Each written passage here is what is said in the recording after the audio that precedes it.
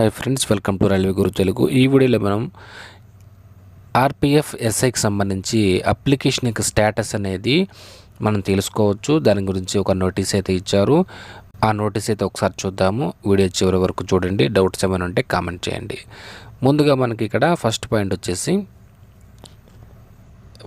వచ్చేసి మనకి వెబ్సైట్ అయితే అఫీషియల్ వెబ్సైట్ అయితే మెన్షన్ చేశారు. ఈ అఫీషియల్ వెబ్సైట్కి మీరు వెళ్ళి మీ యొక్క డీటెయిల్స్ ఎంటర్ చేసి మీ యొక్క స్టేటస్ అనేది తెలుసుకోవచ్చు.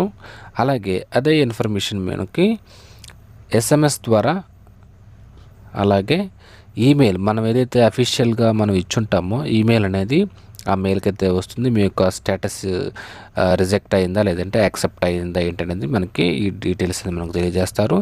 ఇక్కడ మనకి థర్డ్ పాయింట్ కనుక చూసుకుంటే ఆర్ఆర్బి అనేది అన్ని రైట్స్ కలిగి ఉంది. వాటిని సెలెక్ట్ చేసేటప్పుడు కూడా మనకి ప్రతి విషయంలో కూడా వాళ్ళు అన్ని జాగ్రత్తలు తీసుకుని క్యాండిడేట్స్ని అయితే సెలెక్ట్ చేశారని చెప్తున్నారు. అలాగే ఇక్కడ ఫోర్త్ పాయింట్ వచ్చేసి ఏ స్టేజ్లో ఎవరైతే యాక్సెప్ట్ చేయబడ్డారో వాళ్ళని ఏ స్టేజ్లోనైనా సరే వారిని రిజెక్ట్ చేసే అధికారం అనేది ఆర్ఆర్బీకి ఉంది అని చెప్తున్నారు. అలాగే ప్రతి క్యాండిడేట్ కూడా అఫీషియల్ వెబ్సైట్ అయితే చూడమని చెప్తున్నారు.